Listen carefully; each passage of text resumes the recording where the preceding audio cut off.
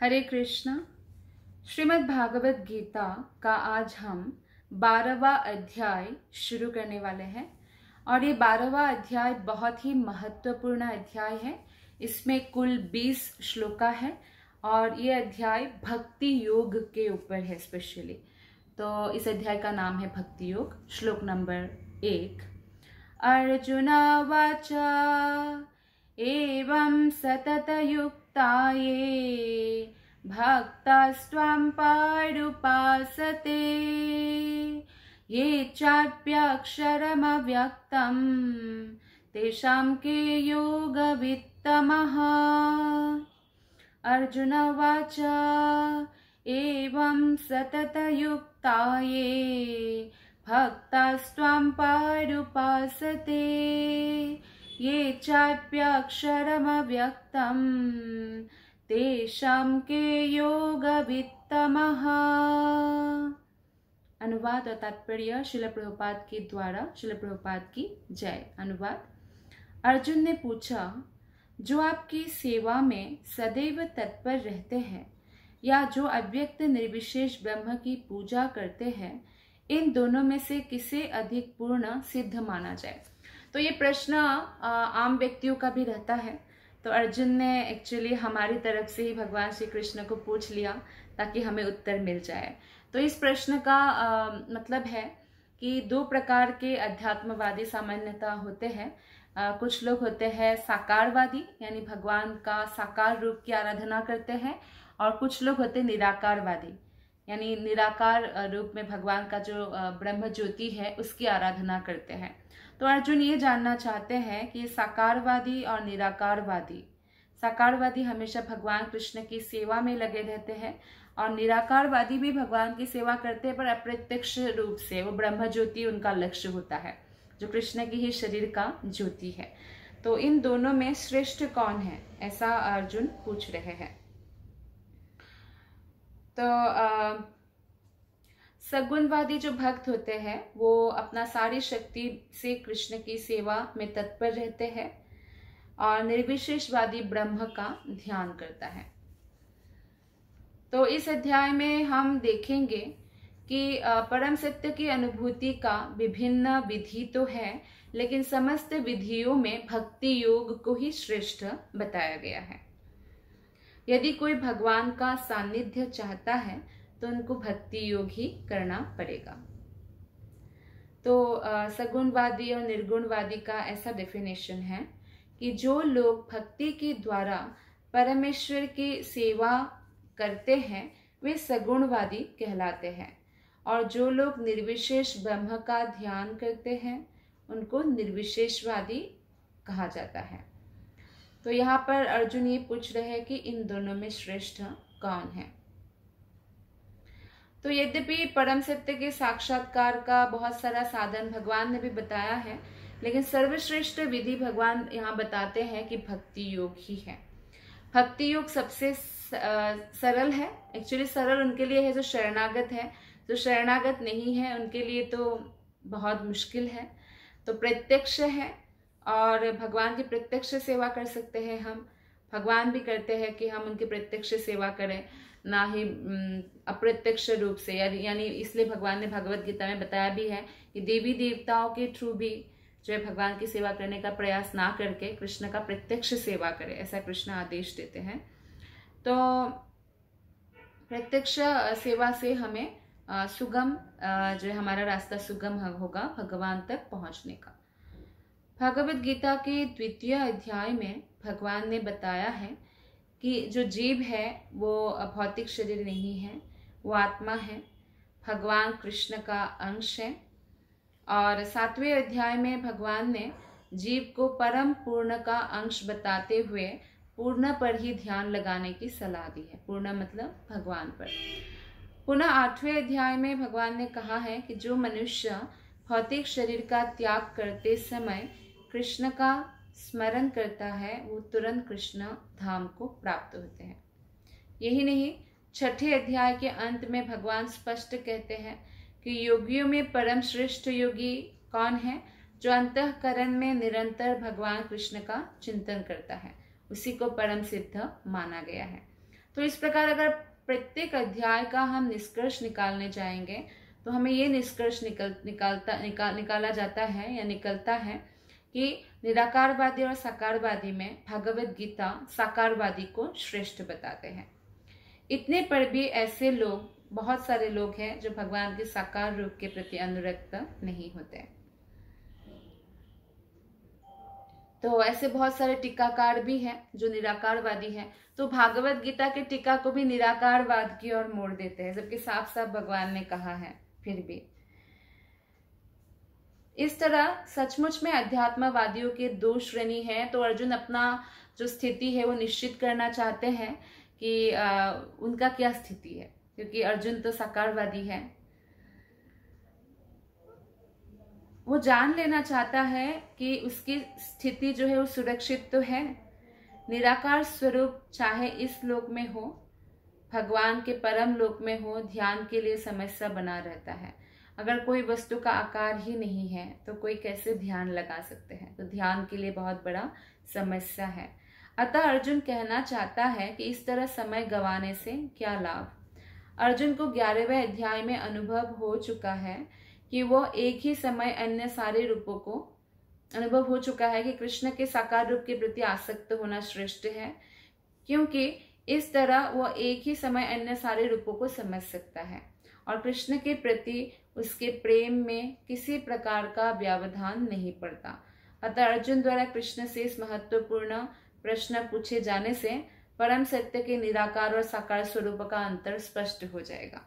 तो हमारे लिए एक्चुअली अर्जुन ने बहुत सरल कर दिया और प्रश्न पूछा ताकि हमें पता चले कि भगवान के साकार रूप की पूजा को ही श्रेष्ठ बताया गया है। श्लोक नंबर 2 में भगवान कृष्ण उत्तर देना प्रारंभ करते हैं अर्जुन का ये जो प्रश्न है पहला श्लोका में।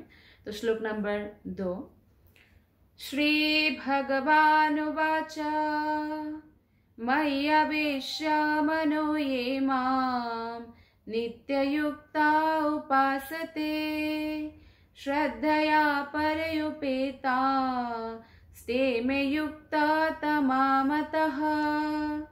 श्री भगवान ने कहा, जो लोग अपने मन को मेरे साकार रूप में एकाग्र करते हैं और अत्यंत श्रद्धा पूर्वक मेरी पूजा करने में सदैव लगे रहते हैं, वे मेरे द्वारा परम सिद्ध माने जाते हैं। तो भगवान 12वां अध्याय के जो भगवान ने जो पहला श्लोक बोला, यानी अध्याय के दूसरा श्लोक में भगवान साफ साफ कहते हैं कि जो भगवान के साकार रूप की पूजा करते हैं वही श्रेष्ठ है, उसी को भगवान के द्वारा परम सिद्ध माना जाता है, क्योंकि साकारवादी भगवान के अत्यंत श्रद्धा पूर्वक सेवा में लगे रहते हैं। तो अर्जुन के प्रश्न का उत्तर देते हुए कृष्ण स्पष्ट कहते हैं कि जो व्यक्ति उनके साकार रूप में अपने मन को एकाग्र करता है और निष्ठापूर्वक भगवान की भक्ति में हमेशा प्रयासरत रहते हैं, उसे योग में परम सिद्ध मानना चाहिए। तो जो भी इस प्रकार भगवान के सेवा में लगे रहते हैं तो वो क्या करते हैं, भगवान को प्राप्त करते हैं। और इसको बोलते हैं कृष्ण कर्म, यानी कृष्ण के लिए कर्म करना। जैसे कभी कीर्तन करना, कभी कृष्ण कथा श्रवण करना, या कोई कृष्ण विषयक पुस्तक पढ़ना, या कभी कभी भगवान के लिए भोग तैयार करना, प्रसाद बनाना, या बाजार से कृष्ण के लिए कुछ खरीद के ले आना, जैसे मोल कर ले आते हैं ना, आम ले आया, फल ले आया, जो भी ले आते हैं, आलू टमाटर जो सब्जियां भगवान के लिए बनता है तो मंदिर में या घर में तो ले आते हैं, तो वो भी कृष्ण कर्म है। या कभी मंदिर झाड़ना बुहारना, भले ही कई लोग जो है घर में मेड है लेकिन फिर भी वो मंदिर जाते हैं तो जरूर प्रयास करते हैं कि मंदिर में कुछ साफ सफाई का मौका मिले, क्योंकि जो लोग मंदिर में या गुरु के आश्रम साफ सफाई करते हैं उनके हृदय का मल तुरंत ही गायब हो जाता है, नष्ट हो जाता है, जिसके लिए कितने जन्म लग जाते हैं। तो इसीलिए हमें मंदिर झाड़ना बुहारना चाहिए। और जैसे भक्त कभी बर्तन धोता है, भले ही घर में वो काम करने वाले को रखा हुआ हो, लेकिन मंदिर में जरूर मंदिर साफ करना, बर्तन धोना, ये सब सेवा करते हैं, जूता का सेवा भी करते हैं।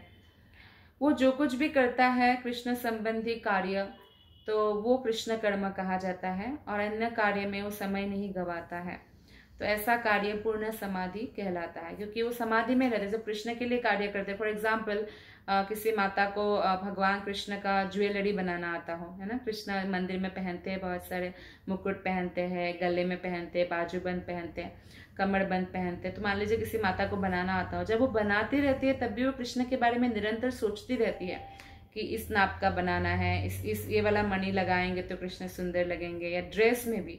तो ये समाधि कहा जाता है, निरंतर कृष्ण का जिसमें स्मरण रहे। श्लोक नंबर 3 और 4।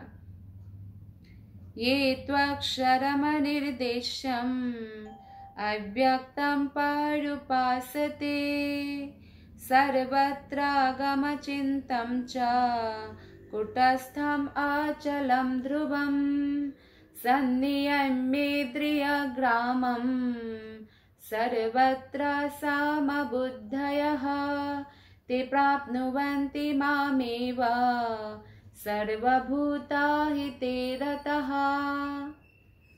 फिर आगे कृष्ण कहते हैं, लेकिन जो लोग अपनी इंद्रियों को वश में करके तथा सबों के प्रति समान भाव रखकर परम सत्य की निराकार कल्पना के अंतर्गत उस अव्यक्त की पूरी तरह से पूजा करते हैं, जो इंद्रियों की अनुभूति से परे है, सर्वव्यापी है, अकल्पनीय है, अपरिवर्तनशील है, अचल तथा ध्रुव है, वे समस्त लोगों के कल्याण में संलग्न रहकर अंततः मुझे प्राप्त करते हैं। तो कहने का तात्पर्य है कि जो लोग भगवान की प्रत्यक्ष पूजा ना करके अप्रत्यक्ष विधि से भी कृष्ण को पाने का प्रयत्न करते हैं, तो वो भी भगवान को बाद में प्राप्त होते हैं। बाद में कैसे प्राप्त होते हैं? फॉर एग्जाम्पल कोई भगवान के निराकार स्वरूप पर ध्यान लगाते हैं और वो ब्रह्म ज्योति को जाते हैं, तो ब्रह्म ज्योति में उनको निष्क्रिय रहना पड़ता है, हालांकि आत्मा सक्रिय है।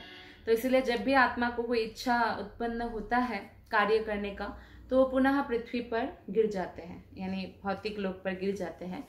और फिर उनको अच्छा परिवार, ऐसा नहीं कि कैसे भी परिवार में पैदा होंगे, क्योंकि वो इतना ऑलरेडी समान भाव प्राप्त कर चुके हैं, तीनों गुणों से मुक्त हो चुके थे और इतना तपस्या कर चुके हैं। तो इसलिए उनको ऐसा जन्म मिलता है जिससे वो अच्छे ऐसे परिवार में जन्म लेते जिससे उनको फिर से मौका मिले भक्ति करने का।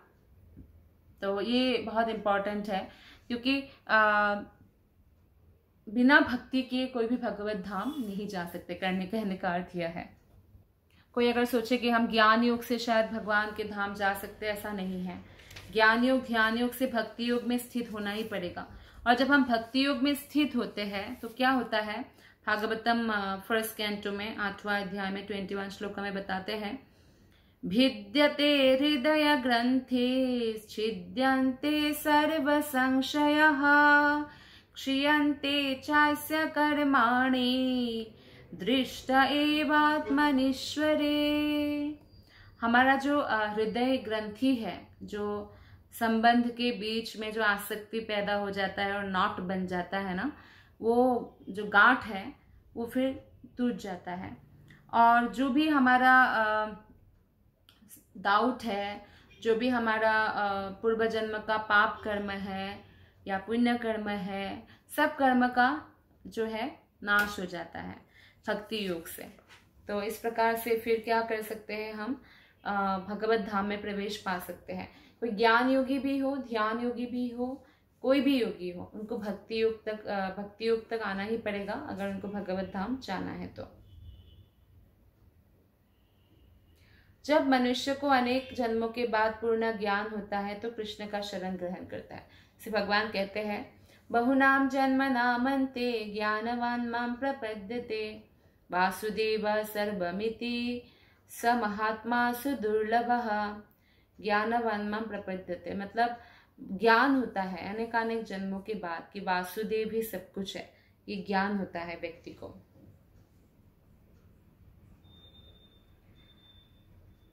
तो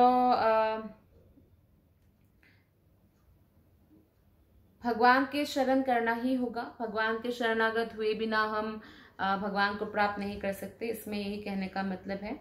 और आत्मा के भीतर परमात्मा का दर्शन करने के लिए मनुष्य को देखना, सुनना, स्वाद लेना, कार्य करना आदि इंद्रियों कार्यों को जो है बंद करना होता है, तभी वो ये जान पाता है कि परमात्मा सर्वत्र विद्यमान है। तो ये कार्य तो है अष्टांग योगी का बहुत कठिन कार्य है। ऐसी अनुभूति होने पर फिर वो जीव से ईर्ष्या नहीं करता, वे मनुष्य या पशु में कोई अंतर नहीं दिखता, सबके अंदर वो भगवान को दिखते, परमात्मा को, और आत्मा का दर्शन कर सकते हैं, बाह्य आवरण का नहीं कि जैसे कलयुग में तो लोग क्या पहना है क्या नहीं पहना है उसको देखकर ज़्यादा जज करते हैं। लेकिन जो व्यक्ति अध्यात्म में उन्नत है वो क्या पहना है, ड्रेस तो भूल जाइए, जो शरीर पहना हुआ है, शरीर भी तो एक ड्रेस जैसा ही है ना, हम तो आत्मा है, ये शरीर हमें एक ड्रेस जैसा ही है, इसे हमें बदलते रहना पड़ता है। तो ये शरीर भी अगर जो है वो भी नहीं देखते, वो सीधा आत्मा को देखते हैं और आत्मा के अंदर परमात्मा को देखते हैं। तो लेकिन सामान्य व्यक्ति के लिए निराकार अनुभूति से इसे प्राप्त करना अत्यंत कठिन है। तो ये भी भगवान 5वां श्लोक में बताते हैं, क्लेशोऽधिकतरस्तेषाम् अव्यक्तासक्त चेतसाम् अव्यक्ता हि गतिर्दुःखं देहवद्भिरवाप्यते। जिन लोगों के मन परमेश्वर के अव्यक्त निराकार स्वरूप के प्रति आसक्त है, उनके लिए प्रगति कर पाना अत्यंत कष्टप्रद है। तो भगवान ने ही निराकारवादी का रास्ता स्वयं भगवान ने कष्टप्रद बोला, और बोलते हैं देहधारियों के लिए उस क्षेत्र में प्रगति कर पाना सदैव दुष्कर होता है। देहधारी मतलब हम लोग, क्योंकि हमने यहाँ पे आके शरीर धारण किया। भगवान अवतरित होते हैं तो कोई शरीर धारण नहीं करते हैं। तो इसीलिए हमारे लिए निराकारवाद को फॉलो करके उसमें प्रगति कर पाना अत्यंत कठिन है, और ये भगवान ने स्वयं कहा है।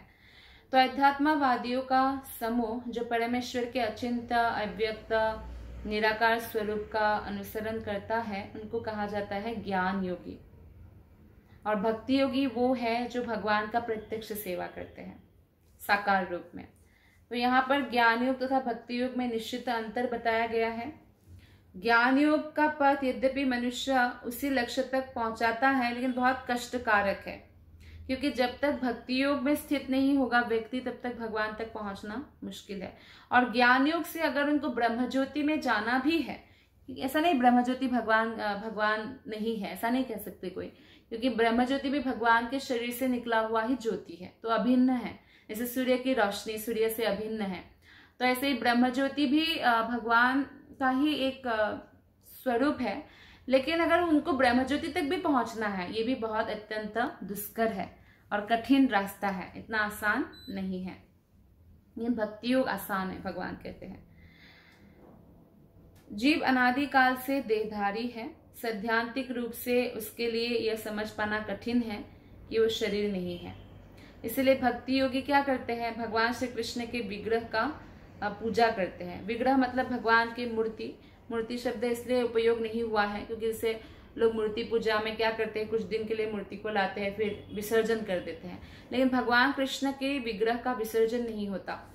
आप देखेंगे बहुत पुराना भी जो विग्रह है अभी भी वृंदावन में है, तो विग्रह एक के बाद एक आचार्य जो है उसकी पूजा करते आए हैं या भक्त उसकी पूजा करते आए हैं। जैसे आपके घर में भगवान कृष्ण का विग्रह है, श्रीमती राधा रानी कृष्ण का या गौर निताई का, तो ऐसा नहीं है कि जैसे आप नहीं रहेंगे 100 साल बाद तो विग्रह विसर्जित कर देंगे, ऐसा नहीं है। वो विग्रह का पूजा चलता रहेगा क्योंकि वो स्वयं भगवान है। विग्रह में और कृष्ण में कोई अंतर नहीं है।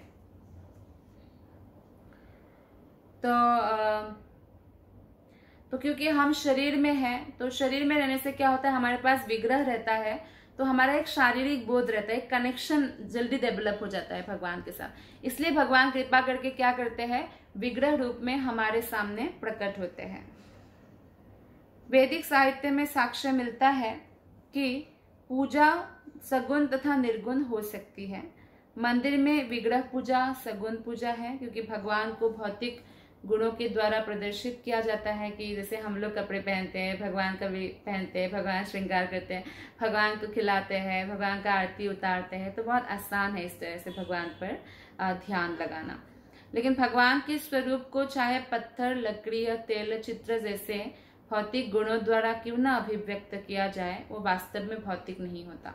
तो कई लोग ऐसे सोच सकते हैं कि अच्छा ये तो पत्थर का है, तो ऐसे जो सोचते हैं उनको निस्संदेह यमदूत लेके जाते हैं, क्योंकि भगवान का विग्रह जो है उसमें भगवान, जब भक्त उसमें प्रेम का आदान प्रदान करते हैं, भगवान को भोग लगाना शुरू करते हैं, भगवान का आरती उतारते हैं, अभिषेक कम करते हैं, तो भगवान स्वयं आके उस विग्रह में रहने लगते हैं।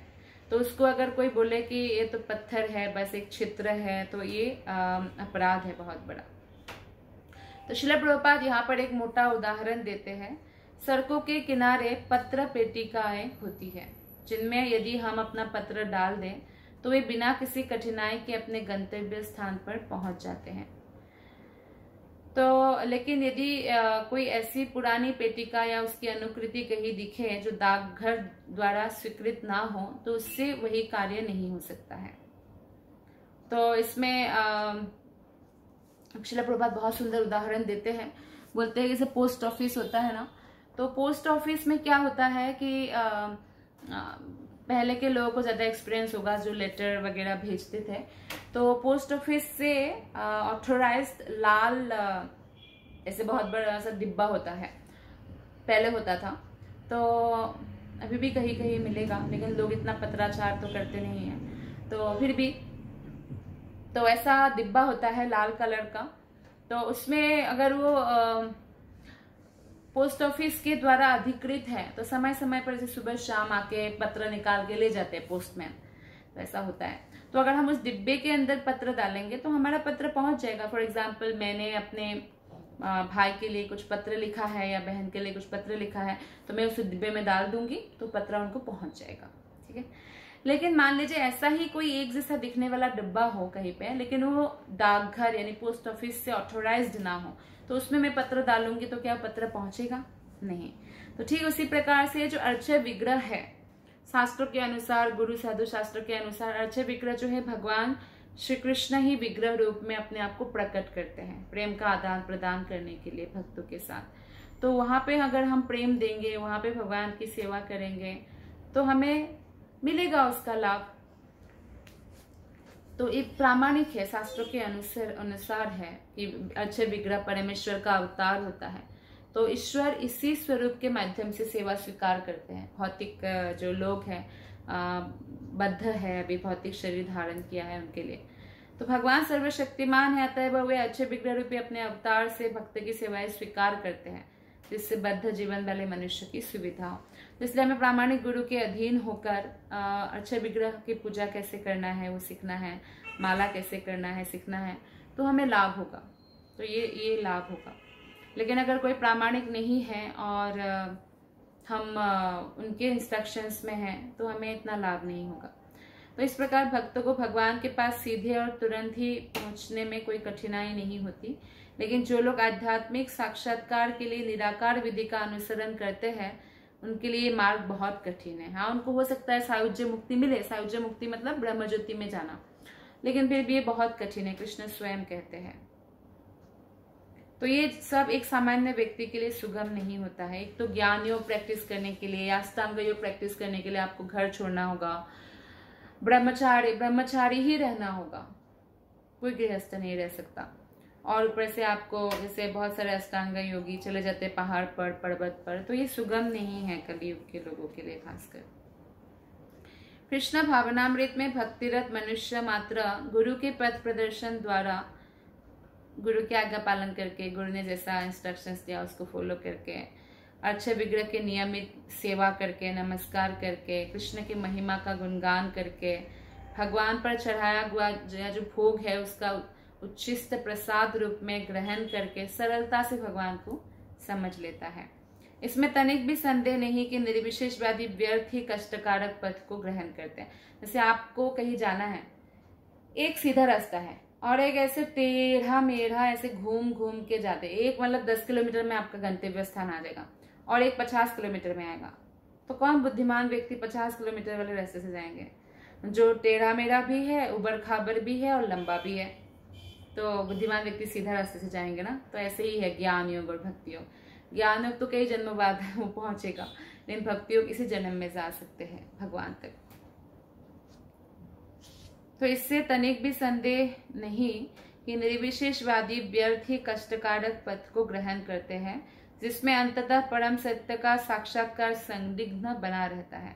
किंतु सगुणवादी बिना किसी संकट के, बिना कष्ट से, बिना कठिनाई के भगवान के पास सीधे पहुंच जाते हैं। क्योंकि जो भक्ति योग है ना, वो किसी भी स्थिति पर डिपेंडेंट नहीं है कि आपको ब्रह्मचर्य रक्षा करना ही पड़ेगा, गृहस्थ होंगे तो नहीं जा सकते, ऐसा नहीं है, या गरीब है तो नहीं जा सकते, या स्त्री है तो नहीं जा सकते हैं, ऐसा नहीं है। ऐसा ही संदर्भ श्रीमद् भागवत में पाया जाता है। वहां यह कहा गया है कि यदि अंततः भगवान के शरण में जाना ही है, जिसको भक्ति कहते हैं, तो यदि कोई ब्रह्म क्या है और क्या नहीं है इसी को समझने का कष्ट आजीवन उठाता रहे तो इसका परिणाम कष्टकारक होता है। ब्रह्म मतलब आत्मा, परम ब्रह्म मतलब परमात्मा, तो उसको समझने के लिए वो कोशिश करते रहते वेद अध्ययन द्वारा, तो ये बहुत कष्टकारक होता है। और जो धीरे भक्ति करते हैं उनके लिए आसान हो जाता है। तो अतः वह यहाँ पर यह उपदेश दिया गया है कि आत्म साक्षात्कार के इस कष्टप्रद मार्ग को ग्रहण नहीं करना चाहिए। जीव शाश्वत रूप से व्यष्टि आत्मा है। बहुत लोग सोचते हैं कि शायद आत्मा का कोई आकार नहीं है। आत्मा का भी आकार है, आकार के बारे में शास्त्र में वर्णन भी किया गया है, और आकार भी है, और साथ ही साथ एक व्यक्ति है आत्मा। आत्मा का व्यक्तित्व कभी नष्ट नहीं होता। ऐसे लोग सोचते हैं कई लोग कि अच्छा जब हम ब्रह्म में विलीन हो जाएंगे तो हमारा अस्तित्व शायद गायब हो जाएगा। ऐसा नहीं है। जैसे एक बहुत बड़ा मान लीजिए बट वृक्ष है, एकदम पत्तों से ढका हुआ, और उसमें जाके एक तोता, हरा रंग का तोता बैठता है, तो हमें क्या लग सकता है, अच्छा तोता मिल गया, पेड़ के साथ मिल गया। लेकिन तोता कभी मिलता है क्या? तोता तोता ही रहता है, मिलता नहीं है ना। तो ऐसे ही आत्मा जो ब्रह्म ज्योति में जाते हैं, आत्मा का व्यक्तित्व हमेशा बना रहता है, वो विलीन नहीं हो जाता है कुछ। यहाँ हम उदाहरण ले सकते हैं मछली मान लीजिए बाहर एक मछली था, उसने कूद के पानी के अंदर गया, तो ऐसा लग सकता है अच्छा पानी में विलीन हो गया। नहीं, मछली पानी में तैरते रहते हैं, विलीन नहीं होते हैं। तो इसी प्रकार से आत्मा व्यक्तित्व है एक, और यदि वो आध्यात्मिक पूर्ण में तदाकार होना चाहते हैं तो वो अपने मूल प्रकृति शाश्वत तथा ज्ञेय पक्षों का साक्षात्कार तो करता है, लेकिन आनंदमय अंश की प्राप्ति नहीं हो पाती। अर्थात जो ब्रह्मज्योति में जाते हैं उनको आनंद प्राप्ति नहीं होती है। हाँ, शाश्वत तो है, वो पूर्ण ज्ञान भी मिल सकता है, लेकिन आनंद जो है, सच्चिदानंद विग्रह जो है कृष्ण है। तो जब तक हम भगवान की भक्ति नहीं करेंगे तब तक आनंद अंश की प्राप्ति नहीं हो सकती है। तो ऐसा अध्यात्मवादी जो ज्ञान योग में अत्यंत विद्वान होता है, किसी भक्त के अनुग्रह से भक्ति योग प्राप्त होता है। तो ये संभव है, अगर भक्त का संग करें, अगर कोई भी कैसे भी हो, अगर भक्त का उनको संगति मिल जाए ना, तो उनका कल्याण हो सकता है। तो इसलिए हमें हमेशा भक्तों के संगति में रहना चाहिए, और तब हमारा पतन का कोई जो है कारण नहीं बचेगा, क्योंकि भक्त के संग में हमेशा हम भगवान की भक्ति की चर्चा करेंगे। उस समय निराकारवाद का दीर्घ अभ्यास कष्ट का कारण बन जाता है, क्योंकि वह उस विचार को त्याग नहीं पाता। अतः वह देहधारी जीव अभ्यास के समय या साक्षात्कार के समय अव्यक्त की प्राप्ति में सदैव कठिनाई में पड़ जाता है। तो आत्मा साक्षात्कार जो है निराकार की आराधना करके बहुत कठिनाई में पड़ जाएगा जीव। प्रत्येक जीव अंशतः स्वतंत्र है, और उसे अच्छी तरह समझ लेना चाहिए कि अव्यक्त अनुभूति उसके आध्यात्मिक आनंदमय आत्म स्वयं प्रकृति के विरुद्ध है। तो मनुष्य को चाहिए कि इस विधि को न अपनाए। प्रकृति के विरुद्ध है मतलब हम साकार है, हमारा आकार है, और हम जाना चाहते हैं भगवान का निराकार कंसेप्ट में। ऑब्वियसली भगवान का जो शरीर का ज्योति है वो निराकार है, तो उसमें हम जाना चाहते हैं, तो जो हमारी प्रकृति के उल्टा है। तो इसलिए वहां जाके हम क्या हो जाते हैं, क्या बोल सकते हैं उसको, एक्चुअली बहुत बड़े बड़े आचार्य बोलते हैं आध्यात्मिक आत्महत्या।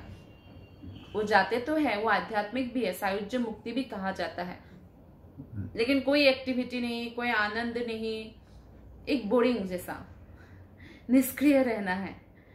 तो इसलिए आचार्य लोग कहते हैं कि नरक से भी बुरा बोलते हैं कई बार सायुज्य मुक्ति को, ब्रह्मज्योति में जाना, क्योंकि वहां निष्क्रिय, नरक में कुछ तो क्रिया करेंगे, वहां तो निष्क्रिय रहना पड़ेगा। और आत्मा का प्रकृति है क्रिया, सक्रिय रहना। तो इसीलिए बहुत लोग जो है वहां से फिर गिर जाते हैं, जैसे ही सक्रिय होने की इच्छा जागृत करता है। तो इसलिए यहाँ पे कहा गया कि मनुष्य को ये विधि नहीं अपनाना चाहिए, निराकारवादी नहीं बनना चाहिए। प्रत्येक जीव के लिए कृष्ण चेतना की विधि श्रेष्ठ मार्ग है, प्रत्येक जीव के लिए, चाहे वो कहीं का भी हो, किसी भी देश का हो, जिसमें भक्ति में पूरी तरह व्यस्त रहना होता है। यदि कोई भक्ति की उपेक्षा करना चाहता है तो नास्तिक होने का संकट रहता है। नास्तिक हो जाते हैं कई व्यक्ति, क्योंकि निराकार निराकार निराकार करके उनको कुछ अनुभव नहीं होता है, कुछ आनंद नहीं मिलता है। तो कई सारे लोग जो है छोड़ भी देते हैं फिर उस पथ को, ना फिर इधर का अध्यात्म को ही छोड़ देते हैं और नास्तिक बन जाते हैं। अतएव अव्यक्त विषयक एकाग्रता की विधि को जो इंद्रियों की पहुंच के परे है, जैसा कि इस श्लोक में पहले भी कहा जा चुका है, तो इस युग में प्रोत्साहन नहीं मिलता है। भगवान कृष्ण ने इसका उपदेश नहीं दिया कि आप निराकारवादी बोलो, ऐसा भगवान ने कहीं भी नहीं कहा, इसलिए हमें निराकारवादी नहीं बनना है। श्लोक नंबर 6 और 7, ये तो सर्वाणि कर्माणि मयि सन्न्यस्य मत्परः अनन्येनैव योगेन मां ध्यायन्त उपासते तेषाम् अहं समुद्धर्ता मृत्यु संसार सागरात् भवामि न चिरात् पार्थ मय्यावेशित चेतसाम्। कृष्ण कहते हैं, जो अपने सारे कार्यों को मुझ में अर्पित करके तथा अविचलित भाव से मेरी भक्ति करते हुए मेरी पूजा करते हैं और अपने चित्तों को मुझ पर स्थिर करके निरंतर मेरा ध्यान करते हैं, उनके लिए हे पार्थ मैं जन्म मृत्यु के सागर से शीघ्र उद्धार करने वाला हूँ। तो हम देखते हैं कि भगवान क्या चाहते हैं। साफ साफ भगवान कहते हैं इन दोनों श्लोक में कि अपने सारे कार्यों को हमें कृष्ण पे अर्पित करना है, अविचलित भाव से कृष्ण की भक्ति करना है, कृष्ण की ही पूजा करना है, कृष्ण में ही मन बुद्धि को लगाना है और निरंतर कृष्ण का ही ध्यान करना है। तो इस प्रकार जन्म मृत्यु के सागर से हमारा उद्धार हो सकता है। तो यहाँ पर यह स्पष्ट कहा गया है कि भक्तजन अत्यंत भाग्यशाली है कि वो भगवान उनका इस भवसागर से तुरंत ही उद्धार कर देते हैं, क्योंकि यहाँ पे इस श्लोक में जो बताया गया है भक्त लोग तो वही कार्य करते हैं।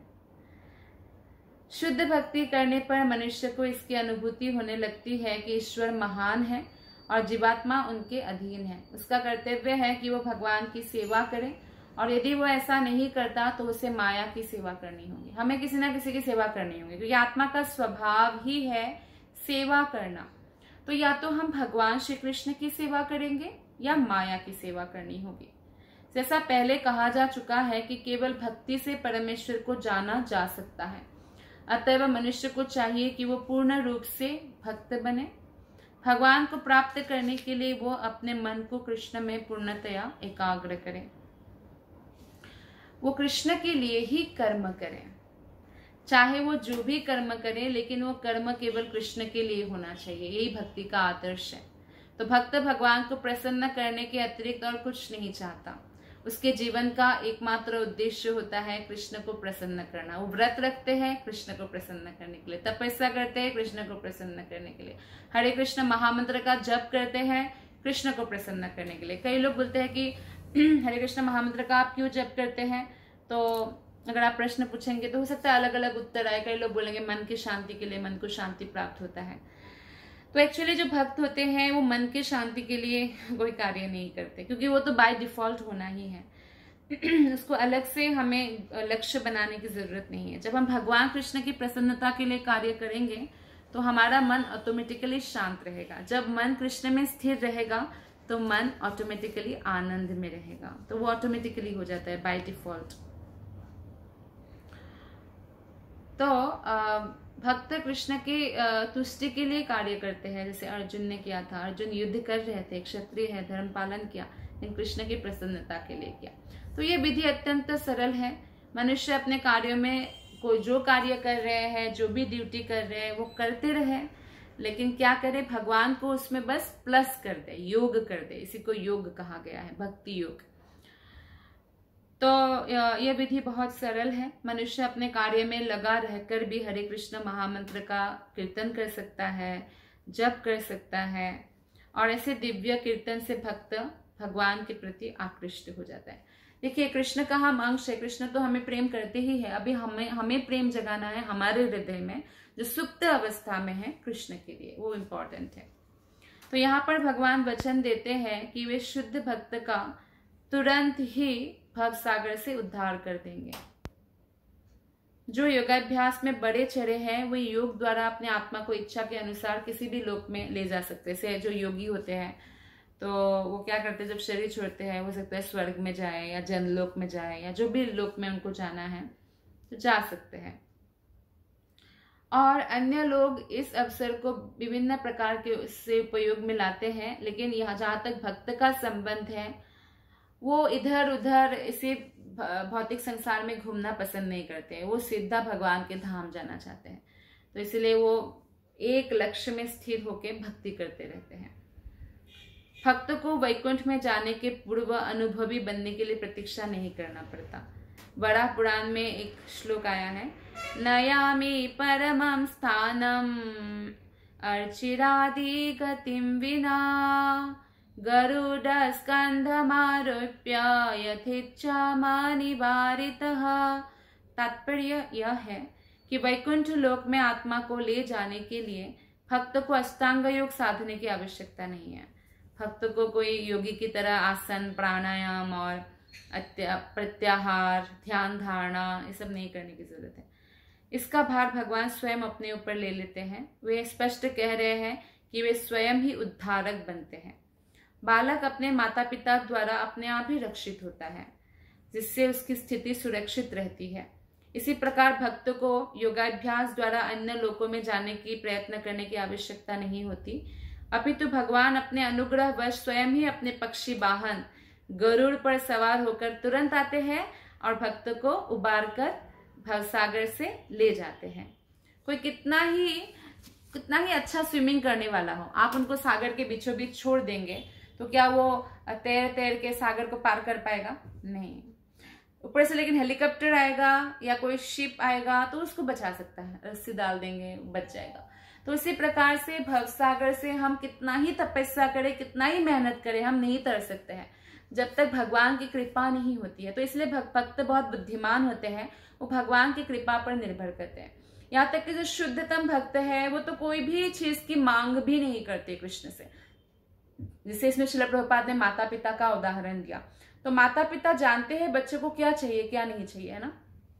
बच्चा नहीं भी बोलेंगे तो भी मम्मी पापा उनको 3 टाइम खाने को देंगे, बही खाता लाके देंगे पढ़ने के लिए, स्कूल में एडमिशन दिलाते हैं, ड्रेस लाके देंगे, जो भी उसको चाहिए, उसको रहने का एक रूम देंगे। तो इस प्रकार भगवान हमारा ध्यान रखते हैं और भगवान को ज्यादा पता है कि हमारे लिए क्या अच्छा है क्या बुरा है, तो भगवान स्वयं देते हैं। भगवान स्वयं हमारा ख्याल रखते हैं क्योंकि हम सब उनके अंश हैं। लेकिन जब हम भगवान पर निर्भर नहीं रहते हैं और अपने प्रयास करना चाहते हैं तो फिर भगवान इंटरफेयर नहीं करते। फिर हम अपने कर्मों के अनुसार अगर कुछ डिजर्व करेंगे तो प्राप्त करेंगे, नहीं तो नहीं प्राप्त करेंगे। जैसे कोई एक मिलियनर बिलियनर है, आप उनके पास जाते हैं और बोलते हैं मुझे 5,000 रुपया दे दीजिए। आपने ऐसे मांगा, आपने पहले बोला कि मुझे दान चाहिए और 5,000 रुपया चाहिए। हो सकता है आप अगर उनके पास ज्यादा देने की कैपेसिटी है, हो सकता है आपको करोड़ों दे, है ना, लेकिन आपने क्या बोला कि नहीं मुझे 1 रुपया ही चाहिए, 5,000 तो कितना कम मांगा। फॉर एग्जाम्पल था ये एक। तो ऐसे ही भगवान के पास जब हम जाते हैं और अपना डिमांड लेके जाते हैं तो फिर अगर डिजर्व करते हैं अपने कर्मों के अनुसार तो फिर वो हमें प्राप्त होता है। लेकिन कोई भौतिक वस्तु की इच्छा से हम जाते हैं भगवान को, जबकि भगवान उससे कई गुना ज्यादा हमें देना चाहता है, क्योंकि वो भगवान जो है हमारे माता पिता है, तो हम उनके अंश हैं। तो इसलिए शुद्धतम भक्त भगवान से एक्चुअली कुछ नहीं मांगते, सिर्फ एक ही चीज मांगते हैं, भगवान का प्रेम मांगते हैं और भगवान की प्रसन्नता के लिए कार्य करना चाहते हैं और यही भगवान से मांगते भी हैं। और इसी से भगवान प्रसन्न हो जाते हैं और वो आके भवसागर से जीव को उठाकर ले जाते हैं। तो मनुष्य को केवल कृष्ण भावनामृत की सुगम विधि का अभ्यास करना होता है और अपने आप को अनन्य भक्ति में प्रवृत्त करना होता है। किसी भी बुद्धिमान व्यक्ति को चाहिए कि वो अन्य समस्त मार्गों की अपेक्षा भक्ति योग को चुने। नारायणीय में इसकी पुष्टि इस प्रकार हुई है, यावे साधन संपत्ति पुरुषार्थ चतुष्टये तया विना तदाप्नोति नरो नारायणाश्रयः। इस श्लोक का भावार्थ यह है कि मनुष्य को चाहिए कि वह ना तो सकाम कर्म की विभिन्न विधियों में उलझे। सकाम कर्म मतलब ये यज्ञ वो यज्ञ, भौतिक वस्तु चाहिए, धन चाहिए, स्त्री चाहिए, तो ये जो चीजें हैं ना, उलझना, उसमें भौतिक इच्छाओं में उलझना, और ना ही कोड़े चिंतन से ज्ञान का अनुशीलन करें। मतलब कोड़े चिंतन करते रहेंगे, अपना पढ़ते रहेंगे, ज्ञान योग प्रैक्टिस करेंगे, तो ये सब ना करें। जो परम भगवान की भक्ति में लीन है वो उन समस्त लक्ष्य को प्राप्त करता है। जो लोग योगी, लोग ध्यान योगी, ज्ञान योगी, जो अनुष्ठान, यज्ञ, दान, पुण्य से प्राप्त करते हैं ना, भक्त को बाय डिफॉल्ट मिल जाता है। भक्ति का ये विशेष वरदान है। केवल कृष्ण के पवित्र नाम का अगर कोई जप करे, नित्य 16 माला, हरे कृष्ण कृष्ण कृष्ण हरे हरे, हरे राम राम राम हरे हरे, इसका कीर्तन करने से ही भक्त सरलता और सुखपूर्वक परम धाम को पहुंच सकता है। लेकिन इस धाम को अन्य किसी धार्मिक विधि द्वारा प्राप्त नहीं किया जा सकता है। कितना भी हम धार्मिक विधि करें, कृष्ण की भक्ति के बिना प्राप्त नहीं हो सकता। तो भगवत गीता का निष्कर्ष इसलिए 18वें अध्याय में दिया गया है 66 श्लोक में, सर्वधर्मान् परित्यज्य मामेकं शरणं व्रज अहं त्वां सर्व पापेभ्यो मोक्षयिष्यामि मा शुचः। तो उसमें बोलते हैं कि सब धर्मों का परित्याग करो, सर्वधर्मान् परित्यज्य मामेकं, सिर्फ मेरे शरण में आओ, अहम त्वां सर्व पापेभ्यो, कृष्ण कहते मैं तुम्हारे समस्त पापों से तुमको मुक्त कर दूंगा, डरो मत। तो आत्म साक्षात्कार के अन्य समस्त विधियों का त्याग कर केवल कृष्ण भावनामृत में भक्ति संपन्न करनी चाहिए। इससे जीवन की चरम सिद्धि प्राप्त की जा सकती है। तो मनुष्य को अपने गत जीवन के पाप कर्मों पर विचार करने की आवश्यकता नहीं रह जाती, क्योंकि उसका उत्तरदायित्व भगवान अपने ऊपर ले लेते हैं। भगवान नष्ट करेंगे। हमें कोई क्या हमने पाप किया, इसका मतलब ये नहीं कि हम भगवान का नाम लेते लेते पाप करेंगे, नहीं। जो किया पूर्व में वो किया, अब उसके बारे में सोचना छोड़कर भगवान के बारे में सोचना शुरू कर दे और भगवान का नाम जप करना शुरू करे। भगवान स्वयं रिस्पॉन्सिबिलिटी लिया है ना हमारे समस्त पापों का नष्ट करने का, तो कर देंगे भगवान और उद्धार भी कर लेंगे, जैसे कि इस श्लोक में बताया भी है। तो अतः मनुष्य को व्यर्थ ही आध्यात्मिक अनुभूति में अपने उद्धार का प्रयत्न नहीं करना चाहिए। प्रत्येक व्यक्ति को चाहिए कि वो परम शक्तिमान ईश्वर की शरण ग्रहण करे। यही जीवन की सर्वोच्च सिद्धि है। धन्यवाद। हरे कृष्णा।